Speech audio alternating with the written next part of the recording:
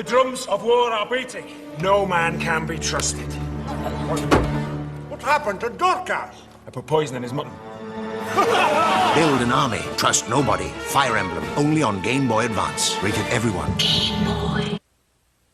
Hi there, I'm Quinma with another Plus review. This time for Fire Emblem on the Game Boy Advance. Now, I may use Corin as my channel avatar, however that isn't because I'm a die-hard Fire Emblem fan. I have actually only played 2, or 4 if each Root of Fates is considered its own game. But anyhow, I've only played Fire Emblem Fates, all 3 routes, and Fire Emblem Shadow Dragon and the Blade of Light via the Switch. With that being said, obviously that means I have never touched the very first Fire Emblem localized and released in the West. So it's time to change that. But of course, first a brief history on this game. Oh, and just as a reminder, as usual, the footage is from my camcorder and I have provided a link to the trailer that was played in the description below. Now, as I said, Fire Emblem on the Game Boy Advance is the very first Fire Emblem to be released in the West, being released November 3rd, 2003. In actuality, it is the 7th Fire Emblem game and was released in Japan on April 25th, 2003 as Fire Emblem The Blazing Blade. I'll be playing on the Wii U re-release, which came out May 14th, 2014. It was considered a companion game to the Japanese exclusive Fire Emblem The Binding Blade, which starred our boy Roy. Roy is one of the biggest reasons why the Fire Emblem series got a North American release alongside Marth. This is due to their popularity from appearing in the giant crossover game Super Smash Bros. Melee. Marth is even a popular main among professional Smash Melee players, as far as I can tell from watching the tournaments anyhow. The very first player avatar to appear in the series also comes from this game, with that character's default name being Mark. Speaking of Mark,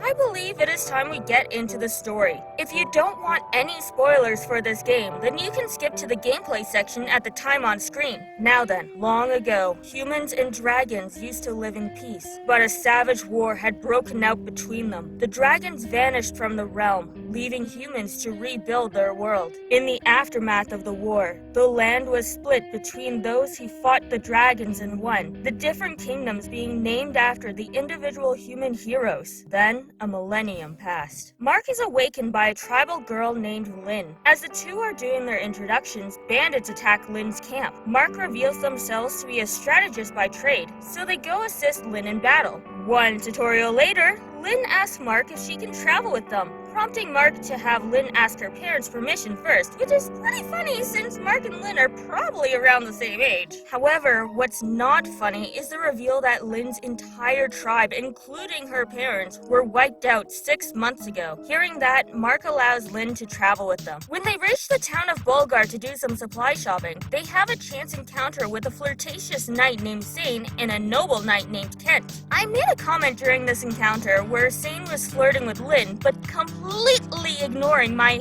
female Mark. It really felt like Lynn was the only one who acknowledged my existence, and it made me a bit worried that for the rest of the story, I would basically not exist, except for Lynn, who was my only friend. Anyhow, after ditching the knights, Mark and Lynn find themselves confronted by a gang of bandits who address Lynn as Lindis. The duo is surrounded by these bandits, but the knights from earlier appear to lend their assistance. After the enemies have been defeated, Sane and Kent explain that they are knights from Kalen and they were sent to find the missing princess, Lindis. They explain that Lynn's mother had run away from the kingdom and eloped with a man from the plains after the Marquess disapproved of their union. 18 years later, the people of Kalen learned that the couple had a daughter named after the Marchioness, Lindis. Upon learning that he had a granddaughter, the Marquess became delighted and wished to meet his daughter's family at least once. However, the Marquess's brother, Lord Lundgren, sees Lynn as an obstacle to his ascension to the throne. After Lynn confirms her full name is Lindis, she agrees to let Sane and Kent escort her back to the kingdom. However, she wishes for Mark to come along with them. On their way to Kalen, this little group of 4 make a stop at an altar to pray for their well-being. However, the altar is being attacked by bandits when they arrive. These bandits are after the Sword of Spirits called the Manikari, Macati, but they are unable to remove the sword from its pedestal. Thankfully, Mark and Lynn's group are able to stop them. The bishop thanks the group and permits Lynn to touch the blade as a form of good fortune. To everyone's surprise, though, Lynn is able to pull out the sword from the stone. The bishop states that the Manikati has chosen Lynn to be its master and urges her to take the sword with her. Hesitantly, Lynn agrees to take the sword. On their way, Lynn's group comes across an area in ruin. Here, a Pegasus knight who is scared of men and also a friend of Lynn named Florina is being harassed by members of the Ganelon bandits. Lynn's group works with Florina as well as an archer named Will, who was in a nearby village, defeat the bandits. However, in order to protect their honor, the Ganelon bandits vow revenge against Lynn. When they camp out for the night, they meet a woman named Natalie. She says that she is looking for her husband Dorcas and is hoping for our heroes to help. To their surprise though, not only does the Ganelon gang show up to ambush them, but Dorcas is among them. Thankfully, Lynn is able to convince Dorcas to abandon these villains and join our ranks. With Florina, Will, and Dorcas now a part of the group calling themselves Lyndon's Legion, the group make it to the border where they are attacked by the Ganelon bandits once again. However, in the confusion, a priestess named Sarah and a mage named Urk get caught up in the battle. Lynn and Mark's group team up with this duo to defeat the bandits. Afterwards, upon hearing that Lynn is from a powerful family, Sarah decides that both she and Urk will join Lynn and Mark on their journey. Now that Lyndon's Legion have crossed the border, they find themselves in the city of Arafin. Kent is able to speak with the Marquess, who permits them to stay for the night. However, before Lynn, Mark, and the others can meet the Marquess, Lynn is attacked by an assassin. Thankfully, a local knight named Wrath protects Lynn. Turns out he's from the plains as well, and the captain of Arafin's Order of Knights. It is then that the civilians start to flee because ruffians have set the castle ablaze. Lyndon's Legion teams up with Wrath, as well as a nearby thief named Matthew, to protect Arafin. While they were able to protect the civilians and the castle, the Marquess has decided to rescind his earlier offer upon meeting Lynn. He is a racist against plainsfolk because the one he loved, Lynn's mother, ran away to marry a man from the plains. Lyndon's Legion thus leaves the city rather than grovel at the man's feet, and both Wrath and Matthew leave Arafin to join Lyndon's Legion. The group continue their march to Caelan, passing by Cathleet. In Cathleet, a young boy named Nils is begging for help because his sister, Ninian, has been kidnapped. However, no one will give him the time of day. That is, until Lyndon's Legion arrives. Lynn, Mark, and the others team up with Nils, as well as a holy man named Lucius, to rout the villains who took Ninian. Despite succeeding in battle, Ninian is nowhere to be seen. It seems as though some of the ruffians had escaped with her. Thankfully, a prince named Elowood appears carrying the unconscious Ninian. Naturally, everyone is ecstatic. Elowood offers his help to Lyndon's Legion, but Lynn declines. Elowood understands and says that he's going to be staying in Cathleet for a while longer if Lynn or Mark change their minds. Then, in order to keep the two kids safe, Nils and Ninian join Lyndon's Legion. There is also an optional side quest here to follow the ruffians who tried to kidnap Ninian in order to get her mother's ring. But regardless, Lyndon's Legion march forward and arrive in Caelan. However, they are attacked by Caelan knights. After defeating them, they learn that Lord Lundgren has been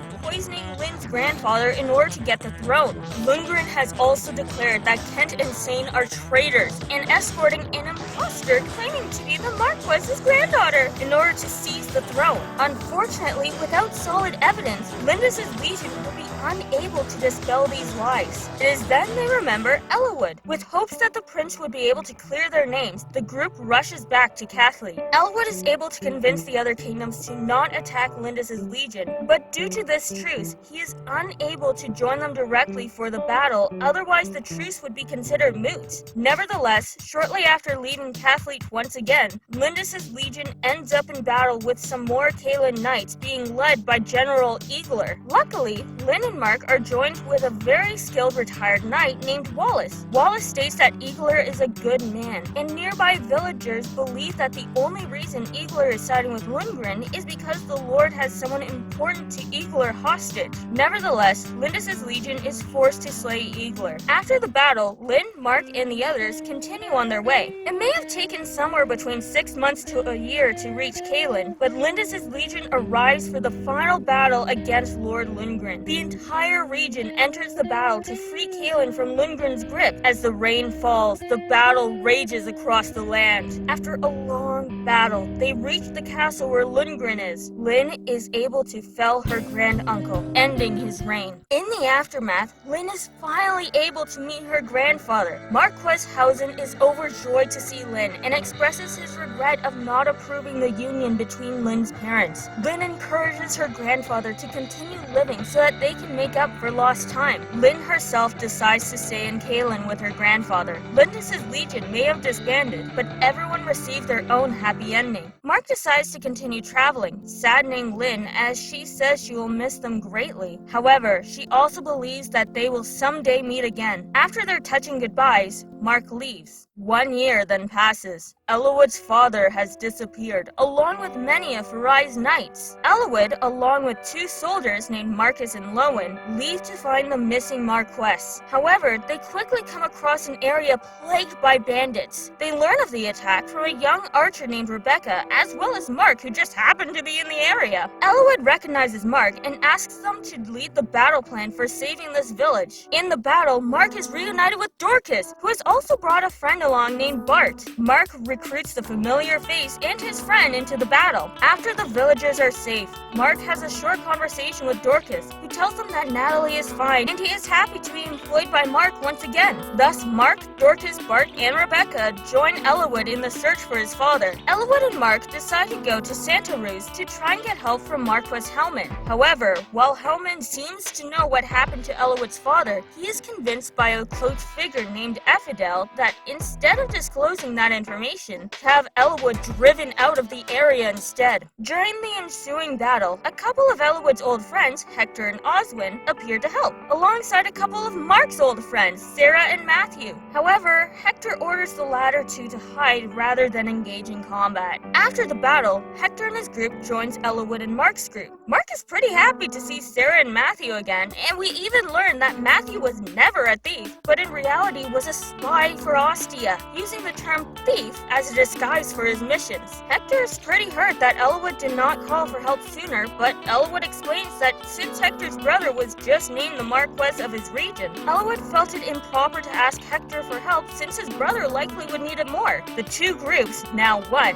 head off together to Santa Ruz Castle. Meanwhile, Hellman is upset at how Ephidel tried to handle the Eliwood situation, and openly declared that he is going to turn traitorous on Ephidel. Honestly, I believe it was a pretty dumb move to tell the evil-looking guy that he is going to betray Ephidel and his gang, the Black Fang. Ephidel predictably attacks Hellman as a result. I mean, I don't know what else he was expecting. With Hellman dying from Ephidel's attack, the latter is free to send the Santa Ruz Knights to attack Eliwood and Mark's group. Among them is a skilled swordsman named Guy. Guy had previously been rescued by Matthew, so in the middle of combat, Matthew is able to convince Guy to join us. After routing the enemies, Eliwood finds Lord Hellman. Hellman admits that he has an idea of what happened to Eliwood's father. Hellman had told Lord Elbert of Lord Darren of Laus's plot to begin a war. However, Hellman expires before he could finish explaining, leaving Eliwood with a warning about the Black Fang. With the path clear, Eliwood and Mark's group go to Laos. On the way, they pick up 2 new members, Merlinus and Hannah. While neither of them engage in combat, they both supply important support roles. Merlinus is a merchant, therefore Mark is able to use his services to manage the group's items. Hannah is a fortune teller, so for a price, she will give advice on who to bring into the upcoming battle. Upon arriving in Laos, Darren's son Eric tries to trick Eliwood into lowering his guard so that Eric can kill him. However, thanks to Hector, the plan is stopped. Naturally, a battle between Eric and Eliwood begins. During the battle, we come across Urk, who has a new employer. Sarah is happy to see Urk, though the latter not so much. Regardless, Sarah is able to convince Urk to join Eliwood and Mark's army as long as they rescue Urk's new employer. Naturally, thanks to Mark's guidance, Priscilla is rescued. She too joins the group. Also, during battle, when Eric realizes he is losing, he tries to call for reinforcements. However, Darren and Ephidel had fled, leaving Eric on his own. After the battle, the group takes Eric prisoner. Eric explains that when Ephidel and the Black Fang arrived in Laos 1 year ago, that was when Lord Darren started to change, and thoughts of war flooded the Lord's head. Word was sent to the leaders of the land. Leaders like Hellman approved of the idea. Eliwood's father also agreed to go to war. However, Lord Elbert disapproved of Ephidel and the Black Fang, causing the 2 lords to argue. It was after after that Elwood's father disappeared. Not believing a word of it, Elwood leaves in the search for his father, and now with the new goal of clearing Lord Elbert's name, continues. Elwood and Mark's group chased Darren to Kalen. Kalen itself is under attack, partly because we had drove Darren out of Laos. Lynn, Kent, Sane, Will, and Florina were driven out of the castle. However, Lynn's grandfather is being held hostage in the castle. Upon learning that Elwood is nearby, Florina flies off to get help. Coincidentally, Elwood and Mark's group arrive at the same time. Thanks to their shout, Florina is able to avoid an attack from an archer, which is really nice since I was convinced she was about to die in this cutscene. But it's fine. Florina is fine. Lord Housen is not fine though. While the battle is happening outside, Housen is trying to reason with Darren. Oddly, Housen states that Elwood would join them in going to war against Ostia. However, negotiations are cut short as Effidel cuts Housen down. Effidel convinces Darren that it is the Lord's fault that Housen is dead, despite how it was Effidel acting on his own. The two then escape with the Black Fang. As the group outside is unaware of what is going on inside the castle, Lynn is determined to get back inside and save her grandfather. During the battle, Elwood is able to reunite with Lynn. The two groups combine, and they are able to defeat the invading Laos Knights. After the battle, the former members of Lindis' Legion are happy to reunite. However, it is unfortunately not a good time to catch up as they must rescue Lynn's grandfather. There were of course still Laos Knights inside the castle. During the battle, Priscilla reunites with her long-lost brother Raven and is able to convince him to join our army. We were also able to rescue and reunite with Lucius. After the battle, we meet an Ostia spy named Layla. Layla had infiltrated the Black Fang under Marquis Uther's orders, and thanks to her presence, Lord Housen's life was saved. While he will live, he is in pretty bad shape, and Layla suggests that they pretend that Lord Housen actually did die so that there won't be another attempt on his life. Layla continues, stating that the leader of the Black Fang, Nurgle, had sent his retainer Effidel to manipulate Lord Darren so he would try to start a war against Ostia. Layla confirms what Eric had said before. Lord Elbert had approached Lord Darren. However, she cannot confirm if it was to join the war effort or to stand against it, but she is able to confirm that Lord Elbert is alive and should be at the Dragon's Gate on Valor Island with Darren and Effidel. Lynn and the others who are reunited in Kalen decide to join Elwood and Mark in their travel to Valor Island. On their boat ride over to the dread island of Valor, the sailors notice a lone boat drifting away from the island. On board is an unconscious Ninian. They bring her on board, and when she regains consciousness, everyone comes to learn that she's lost her entire memory, including her own name. However, this reunion is cut short when their ship is attacked by the Black Fang who are after Ninian. With Mark's leadership, the group is able to protect the ship and Ninian. When they arrive on Valor, Lynn insists that they bring Ninian with them because the Black Fang is after her. The others hesitantly agree. The ship's captain also states that one of the sailors named Dart wants to sightsee on the island, and thus he joins the army too. Meanwhile, at the Dragon's Gate, Nurgle is trying to intimidate Elbert, revealing that Elbert was the one who let Ninian, and assumingly her brother, free. Nurgle reveals to Elbert that the purpose of the war was so he could take over the nation of Lycia, so he could generate a force called Quintessence. Nurgle orders Effidel to take Darren out to safety. Nurgle also orders a person named Limstella to find another member of the Black Fang named Sonia. Oddly, he refers to both of them as his morphs. However, Layla had overheard everything, but is caught by Effidel. Unfortunately, this means she had to die by the hands of a man named Jafar. In order to send a message to Elwood and Mark's group, when they arrive on the Dread Island, they are met by the corpse of Layla. Her corpse was brought to us by another Sakaean named Uhai. Uhai takes Lynn hostage, demanding the group hand over Ninian. However, our group refuses. Lynn tries to reason with Uhai since they're both from Sakai, but all she manages to do is convince him to set her free, saying that he will allow her, and the rest of us, the honor of dying with our weapons in hand. However, after the long battle, Uhai is the one who dies with weapon in hand. While he bleeds out of remorse, Hawkeye gives us directions to the Dragon's Gate, where Nurgle and Albert are. Finally making it to the Dragon's Gate, our army is met with Darren's might, as Ephidel has taken Ninian from our hands and retreated into the structure. During the battle, an ex-member of the Black Fang named Legolt is talked into joining our group. Without Ephidel, Darren is finally defeated, once and for all. With the primary obstacle gone, Elwood and the others enter the structure. They find a dazed and confused Ninian and Albert, who is bleeding out. Just as Elwood and Hector are about to carry out our companions, Ephidel and Jafar appear. Albert warns Elwood and the others that Jafar is far too powerful for anyone to fight. Then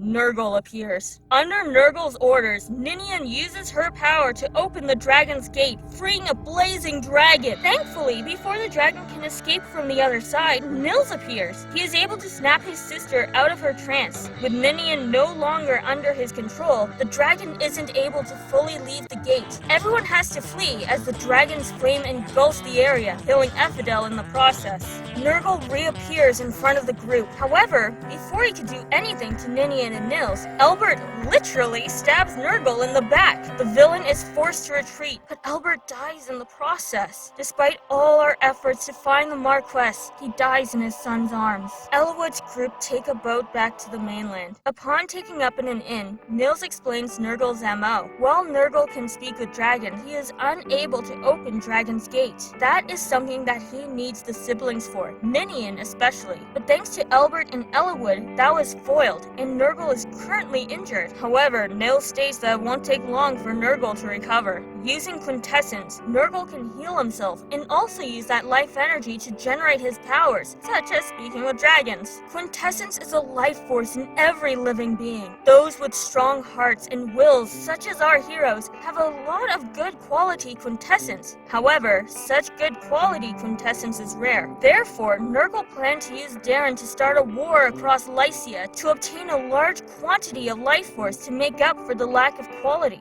Late in the night, the town they are in is attacked by the Black Fang, who have arrived to take Ninian and Nils back. Naturally, the group come to protect the town. Ninian, who is still weak from the excitement of the day, blames herself for Albert's death and wants to help his son live. Nils gives her his energy so that she may recover and join the fight. It doesn't take long for our group to rout the enemies, and after the battle, Elwood decides it would be best to go to Ostia to get help from Hector's brother, much to the latter's chagrin. While obviously still grieving, Elwood seems to be in much higher spirits than he had been before, something that he iterates to Mark, stating that it's thanks to all of his friends around him that he's able to feel better and focus on stopping Nurgle. Marcus later reveals to Elwood that he had already sent messages to their home of Farai so that Elwood's mother would know the horrible fate that befell Albert. A knight from Farai named Isadora then appears before them. She explains that Elwood's mother sent her here to keep him safe, as she does not wish to lose Elwood too. Hesitantly, Elwood agrees. On the way to meet with Hector's brother, Nils collapses from exhaustion. Ninian insists to not move him and that he only needs one night's rest to recover. However, the army is ambushed by Lord Darren's followers. Their goal is to kill Elwood and company so that they could be accepted into the Black Fang. However, one member named Heath does not want to attack a group that contains women and children. Therefore, Heath switches sides and joins our army instead. Wrath also reappears to provide support and officially joins back with our group during the battle. After the battle, Hector's brother Uther arrives before us. Elwood explains how Nurgle wants to release dragons back into the world, something that threatens the entire human race. After being updated on the situation, Uther instructs our group to travel to the Nabata Desert. In the Nabata Desert, Ninian expresses her worry to Elwood about her and her brother looking different and having powers, but Elwood reassures her that everyone just sees them as anyone else. Meanwhile, an Archsage is discussing our arrival with a woman named Louise. Apparently, the Archsage sent out someone to meet with us, and a man named Pent is also currently in the desert. Elwood and Mark's group meet with Pent in the desert when he is attacked by bandits. During the battle, the one who the Archsage sent, Hawkeye, also meets us. After the bandits are defeated, everyone goes to where the Archsage and Louise are waiting.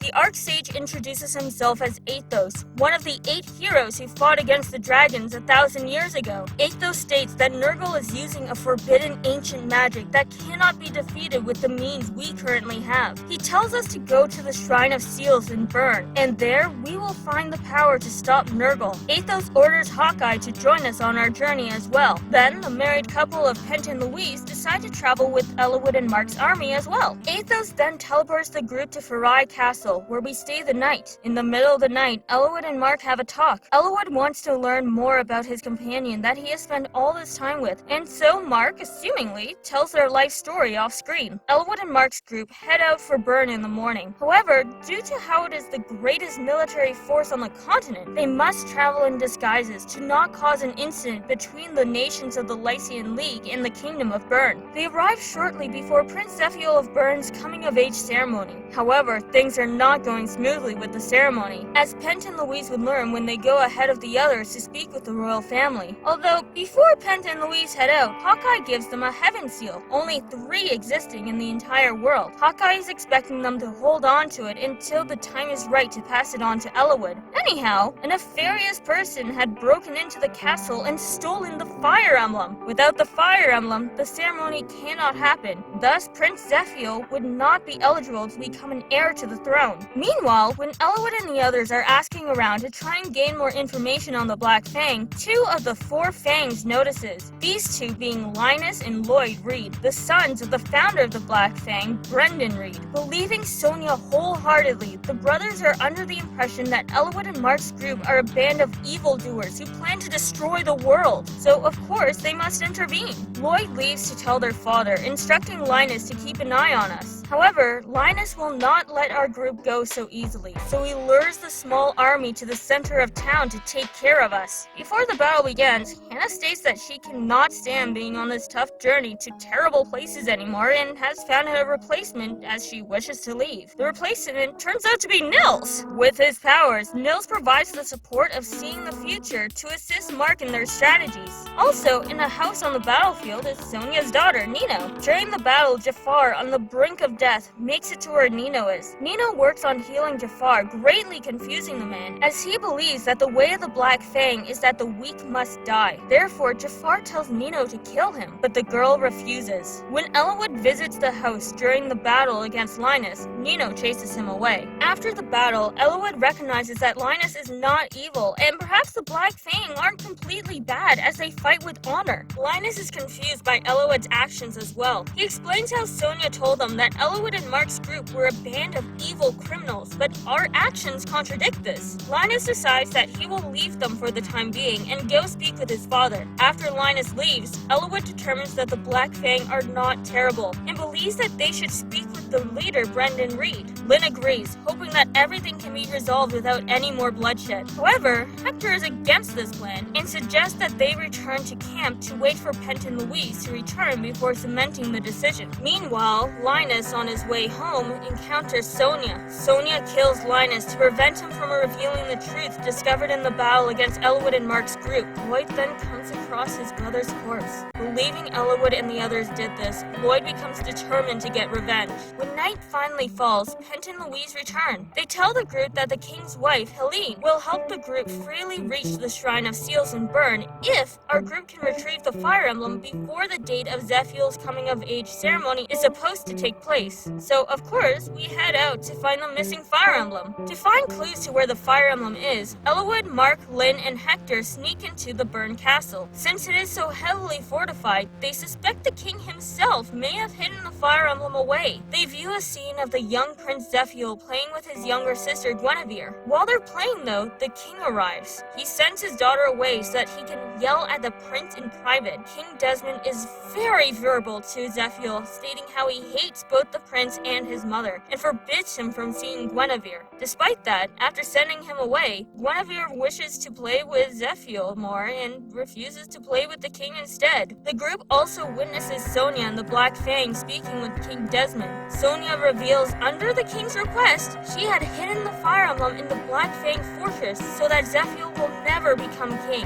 Armed with this knowledge, the group leaves to regroup with the others. However, they exit to see a member of the Black Fang known as Vida attempting to kidnap Nils. Lyn is able to save them, but they quickly notice that they are surrounded and separated from their companions. Luckily, Louise and Kent show up to help. During the battle, one of Mark's units learns of a powerful swordsman with a magic sword working for the Black Fang. However, the citizen does not provide a name. Now just sidestepping for a moment, there are special events that can happen during battle called supports, where two units will deepen their friendship. I'll talk more about this in the gameplay section, but I wanted to bring it up here because I coincidentally got an amazingly well-timed support. In this support, Lyn is expressing her worries of not being ladylike despite being of royal blood. Elowood comments that he is fine teaching her castle manners if that is what she really wants, but he does not believe she needs them. He reminds her how proud she once was to be of Sakai blood and never worried much about her heritage before. Elowood believes that it is more important for Lyn to be herself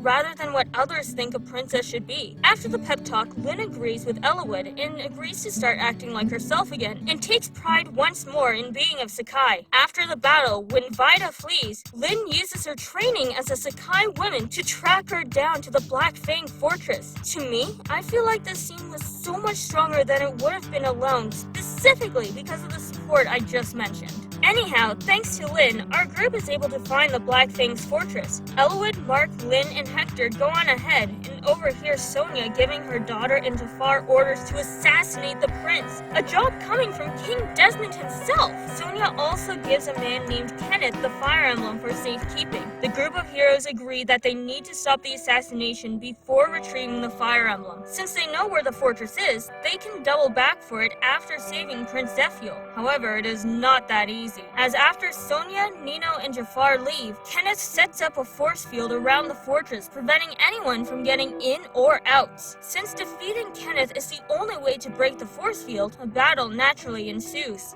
During the battle, a surviving knight who had traveled to Velar with King Albert named Harkin appears on the battlefield. He is naturally recruited into our forces. As an aside, while doing research on the history section of this review, I found out that if certain conditions are met, then instead of Harkin appearing on the battlefield, it'll be a man from Sakai named Carol. Obviously, I ended up with Harkin instead, so I do not know a thing about this Sakayan man. Anyhow, despite his formidable strength, Kenneth is defeated by our heroes. After retrieving the Fire Emblem, Elowood and Mark's army races forward to save Prince Zephyl. Meanwhile, Sonia is giving promises to Nino that the former does not plan to keep, as she orders Jafar to assassinate Nino after killing the prince, intending to use her own daughter as a scapegoat to avoid mass panic and burn. Sonia explains that these orders also come from King Desmond. Jafar is obviously uncomfortable with the idea, but Sonia reminds him of everything Nurgle had done for him, so Jafar leaves to do his job as a member of the Black Fang. When Nino and Jafar arrive to kill Zephyl, they overhear the prince and how all he wants to do is make his father proud. Nino notices the relationship that Zephyl wants with his father is the same relationship that she wants with her mother, Sonia. Nino cannot bring herself to kill him. Moved by Nino's kindness, Jafar decides to abandon the mission as well and escape with her. However, Ursula of the Black Fang shows up. Upon seeing Nino, Ursula reveals the whole plan to the girl, that Jafar was meant to kill her so that the King of Bern could use Nino as a scapegoat. Therefore, Ursula sends out her troops to finish the job on both the prince and Nino. Jafar states he will hold them off in order to give Nino the time to escape, so the duo separates. It is then that Elowood and Mark's group show up to protect the prince. Prince Zephyl locks the door to his room as well upon hearing the sound of fighting. During the battle, we are able to convince Nino to join our army, and then Nino is able to talk Jafar into joining the heroes as well, though Hector doesn't trust the assassin. Regardless, our army is able to protect Zephyl from the Black Fang and deliver the Fire Emblem in time for the prince's coming-of-age ceremony, but Ursula is killed by Limstella for her failure. When returning the Fire Emblem to Queen Helene of Bern, she does promise the group safe passage to the Shrine of Seals, but when Elowood hears what the queen has to say, he questions her relationship with Zephyl. This in turn possibly ruined the deal that Louise had made with the queen for us, but Kent and Louise show no ill will, agreeing with Elowood, and talk about how the queen has changed since her marriage to the king. But the group ends up being stopped by the queen after their little whole conversation anyway. Turns out, Helene reflected on what Eliwood had blurted out and decided to keep her under the deal and more, giving us another heaven scroll. Later, far away from our ears, Helene had even approached Zephiel to apologize for her behavior as a poor mother. She expresses her want to change and live as a family, even with Zephiel's younger half-sister. Regardless, we now have free passage to the Shrine of Seals and leave for the destination. Then, in what I can't believe is an optional side quest due to how important to the story it is, Nino and Jafar sneak off to the Black Fang's water temple to confront Sonia. Eliwood and the others secretly follow. Meanwhile, Sonia reveals to Brendan Reed that she only got close to him so that she could take over the Black Fang,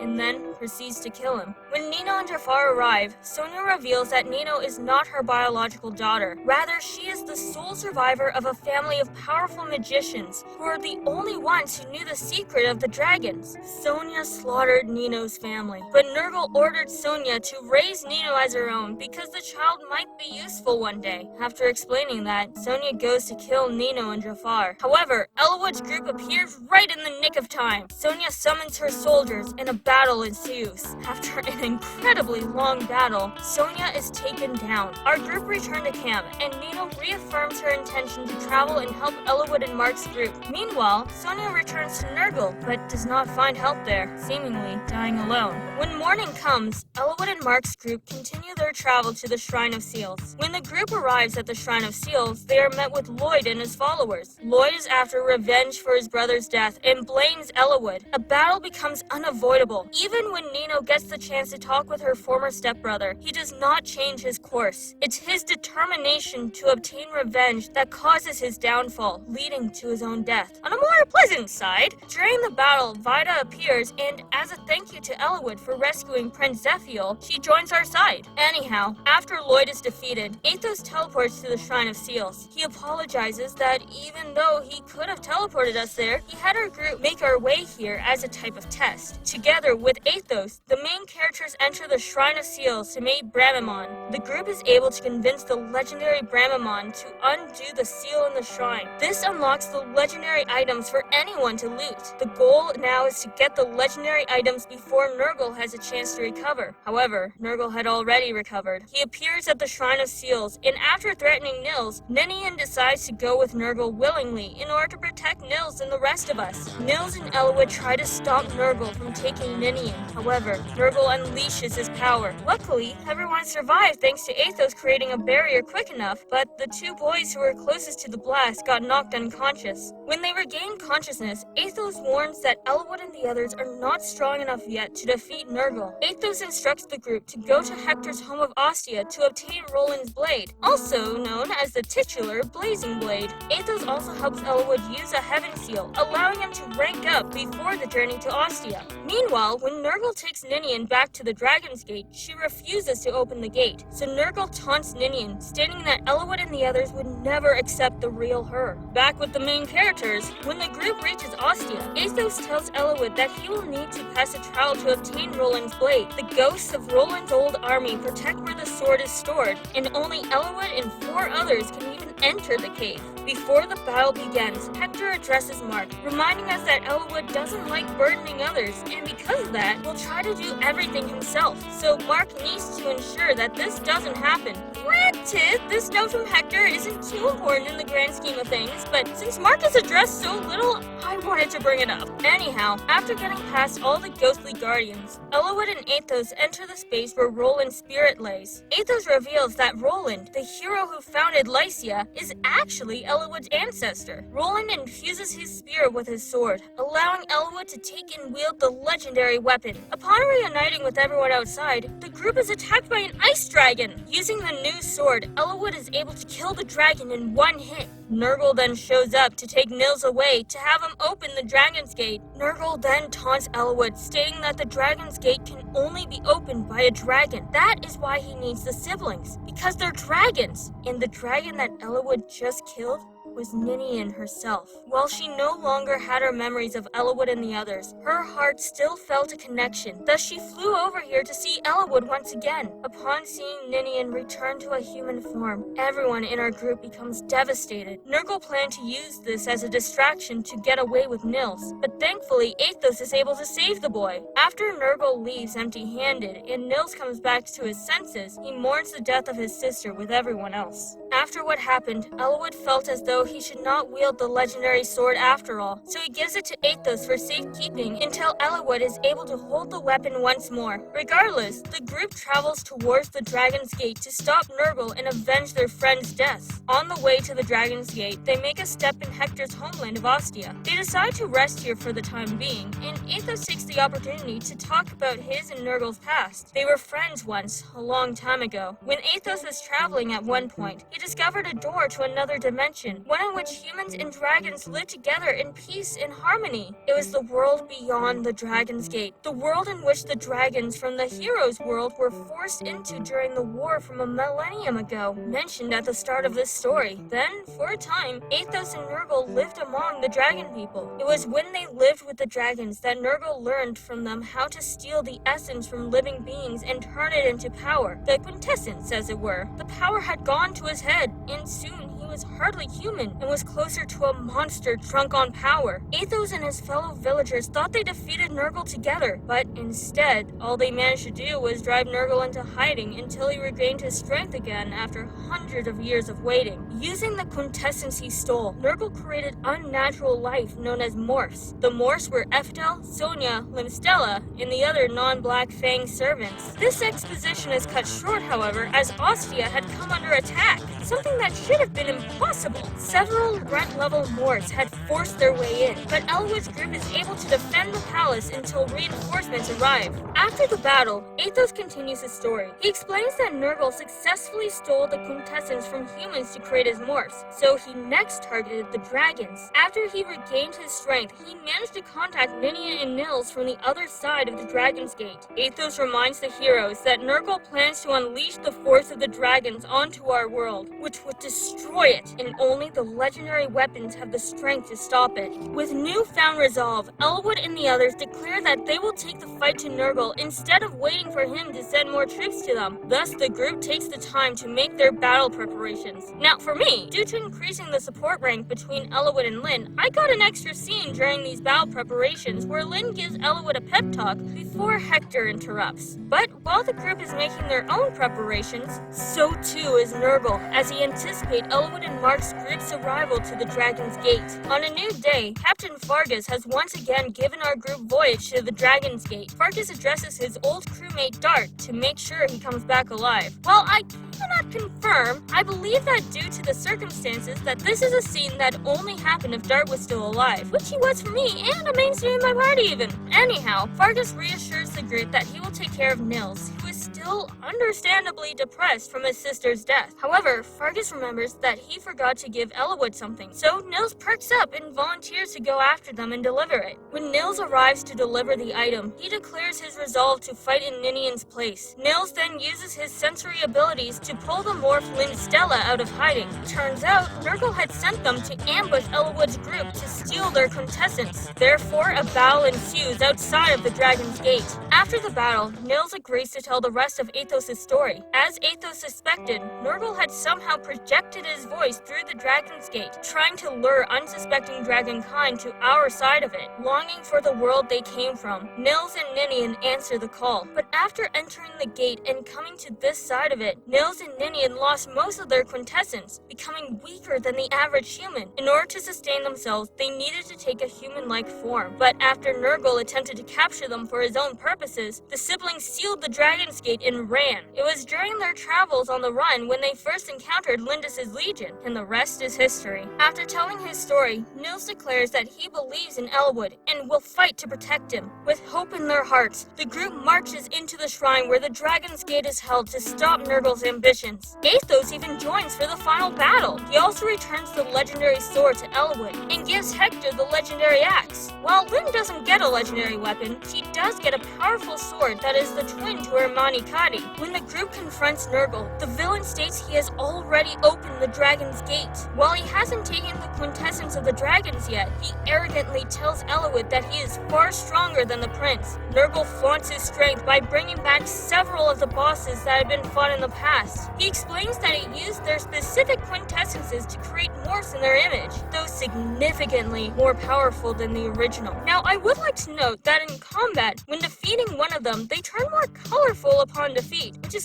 kind of weird since none of the other morphs did that. However, it appears that them being morphs is a localization choice. According to the Fire Emblem wiki, in the original Japanese, Nurgle stated that they are the reanimated husks of the past bosses that he infused with quintessence, so them regaining their color could be visually showing them regaining their control, even though they just go back to being dead. Regardless of what they are, Eliwood and the others defeat them all and make their way to Nurgle. After overwhelming Nurgle with the weapons Athos gave them, the three main characters are able to kill him. However, with his last breath, Nurgle calls forth 3 dragons from the Dragon's Gate. The group knows they cannot run away from this fight, even though they are not likely to survive it.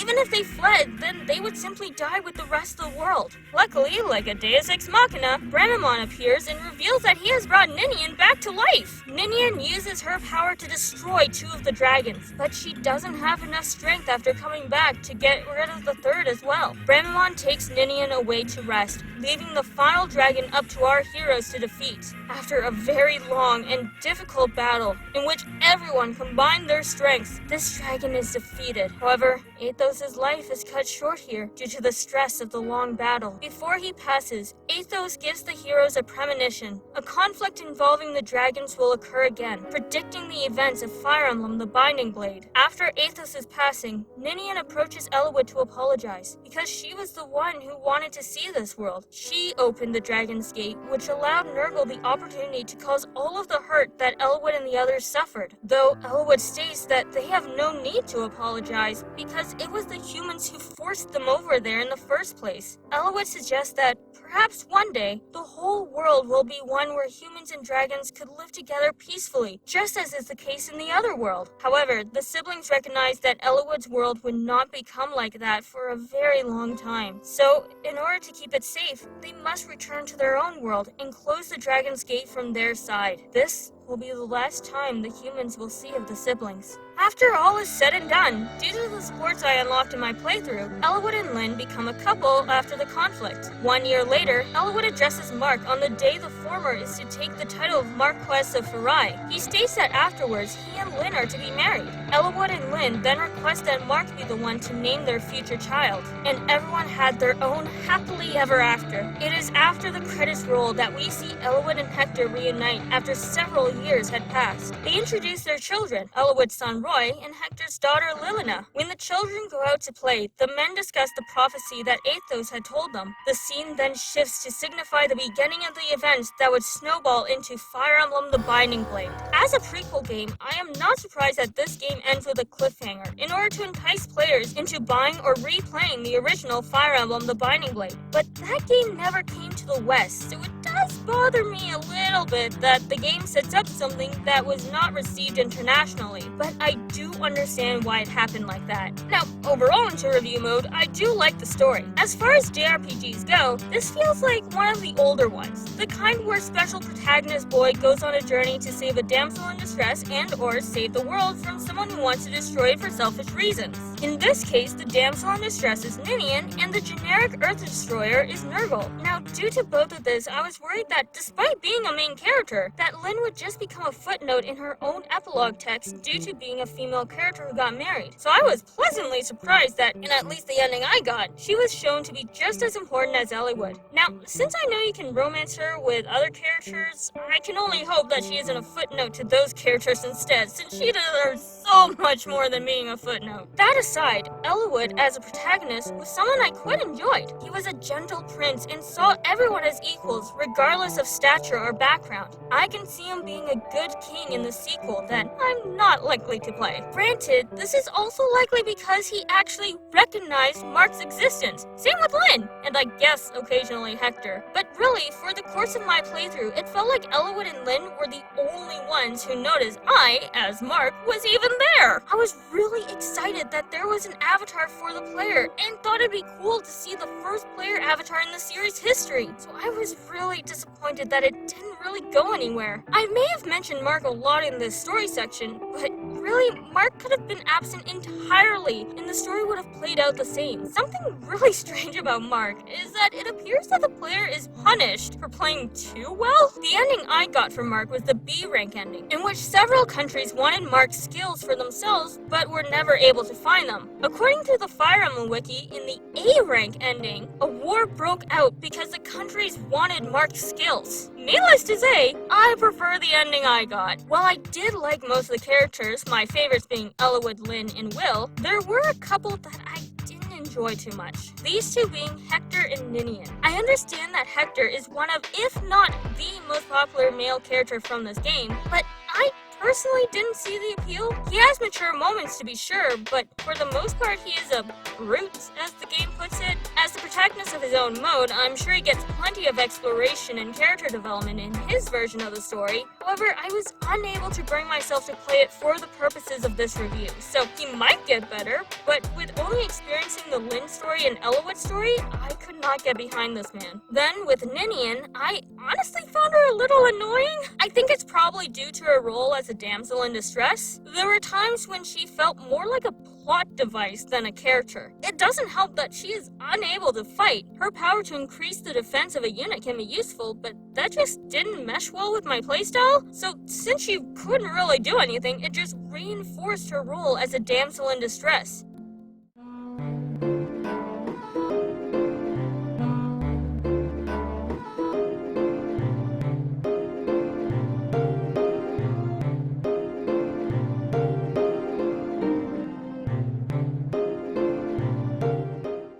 Of course, there is nothing wrong with liking these two characters and the tropes they represent, but it just wasn't for me. Lastly, what I will say about the story is that I know there are slightly different endings depending on what supports you unlock. I do not know what these other endings are, as I am satisfied with the one I got. As a JRPG, the story is of course a major draw, but now that we're done with that section, it is on to the gameplay. Fire Emblem, not just this game, but as a series, is a unique strategy game. You play the role of tactician, where you move your units to where you believe is the best place for them. Different units have different classes, which means they have different abilities and weapons they can use. For example, Elowood is a lord, which means he attacks with swords, in comparison to a character like Florina, who is a Pegasus Knight, so she uses spears and can move much further than other units, largely ignoring grounded obstacles. When you send them to attack an enemy unit or move them in range of the opponent's attack, it is important to compare the stats of your unit and the opponent's, such as how much health both have, the chances of them landing their attack, and how much damage said attack will do. When the player orders an attack, rather than participating in battle and ordering what moves to use, the unit will attack with whatever weapon the player had equipped with them last.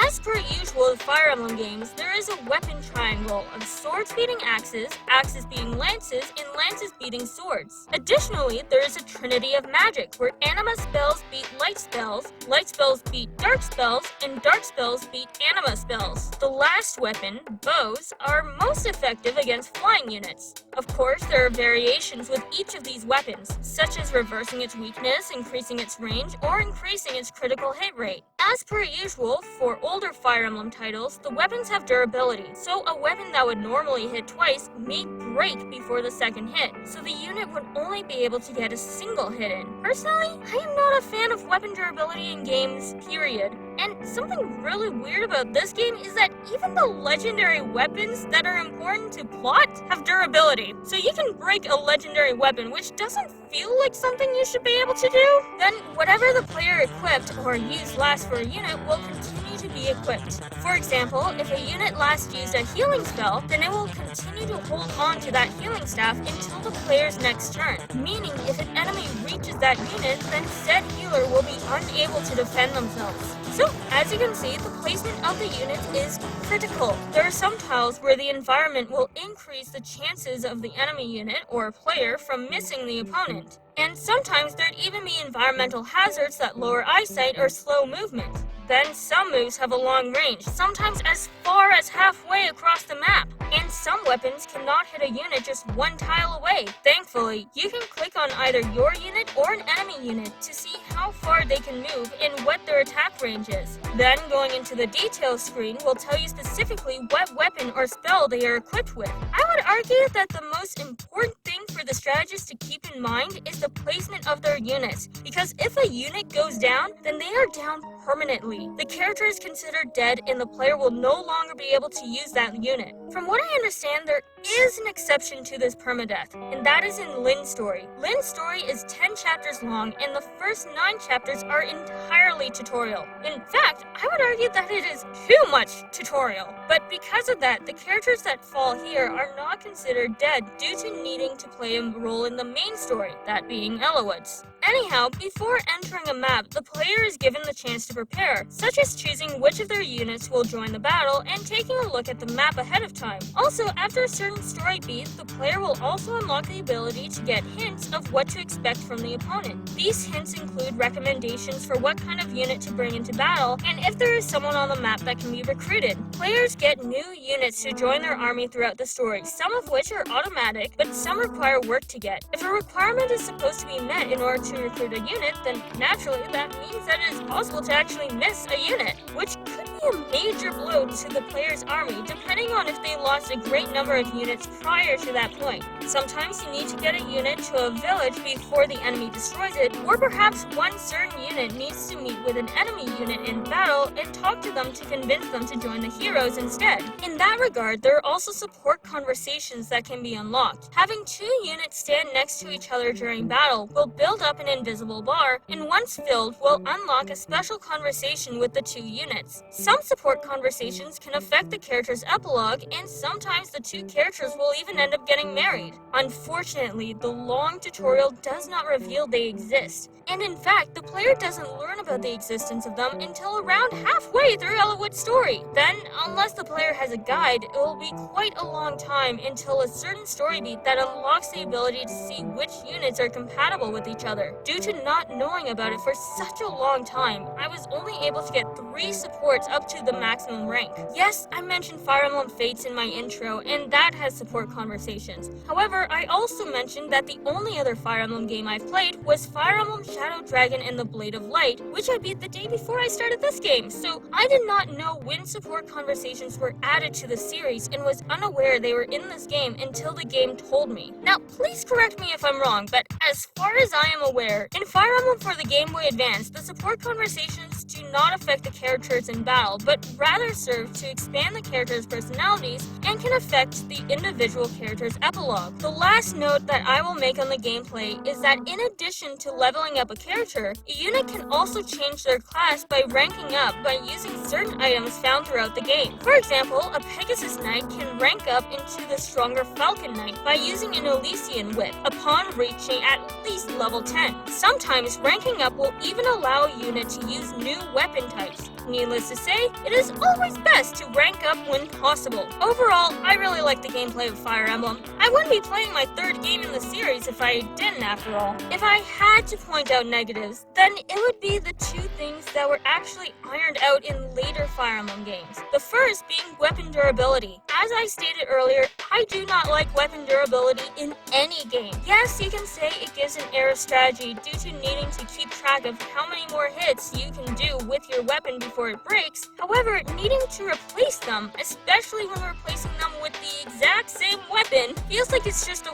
waste of time and resources. Now, here's my controversial take, especially since it is one of the major draws to the series as a whole. I do not like permadeath. Yes, I'm a filthy casual. I get too attached to the characters as people and can't bear the thought of them dying on the battlefield. So I'm glad that later Fire Emblem games made this an optional mode rather than the only mode. With that confession out of the way, here's another one. I love the presentation of this game, especially the animation. The animation is so smooth! And because of how smooth it is very satisfying to watch, and you can really feel the strength behind the critical hits. I liked all the character designs. There wasn't one I disliked. Even the villain designs were memorable and certainly served their purpose. When taking into account that this game was intended to be on a small handheld rather than a TV, I can forgive the size of the cutscene sprites compared to the size of the text boxes. When the player is visually seeing character busts, text boxes, and sometimes even a map full of enemies behind them, that is a lot of visual things to display on a small screen all at once. On the other hand, there are also stills that are sometimes used instead, usually for depicting a very important plot point that'd be difficult to show, or not as dramatic, in the regular format. Similarly, flashbacks are depicted this way to differentiate it from the present. The auditory presentation is also spot on. Every track was fantastic and contributed to the atmosphere of the game. Whether it be a story beat or a momentous battle, the music is great. And I mentioned the strength of the critical hits earlier, which the sound effects of course contributed to that. There is really nothing bad I can say about the visual and auditory presentations. It is just that appealing. This game overall is very appealing. It's not just the beautiful animation and the wonderful music, but the gameplay and story as well. The story can be complex at times, but when boiled down to its essential parts, it is a rather classic tale. In fact, the story was so classic, it reminded me of the original Fire Emblem Shadow Dragon and the Blade of Light. Granted, I believe the Avatar was heavily underused, and that greatly disappoints me. Furthermore, I believe the ending suffers due to this game's status as a prequel since it needs to set up the subsequent game. Otherwise, the story was fun. The gameplay was fun as well. As a strategy game, it certainly made me think. Then, due to the series' key feature of units permanently dying, I was on edge for even the easiest battles. Though I feel like it was too difficult to make money and buy weapons, and I'm glad that later Fire Emblem games got rid of weapon durability. Overall, I really liked Fire Emblem on the Game Boy Advance. I honestly think that this game has one of the best presentations I have seen in any Game Boy Advance game I've played. This animation is going to be hard to top, but presentation can only take a game so far. The problems I have are just simple personal preferences. I like the story, but I think it is the character interactions that really made it, due to how classic of a tale this game has. There are certainly some twists, but nothing that changes the story, just recontextualizes it, which is fine. Then, with the gameplay, my only nitpicks end up being addressed in later installments. I'll probably replay this game in the future, but for now, I'll just look forward to what this franchise brings in next.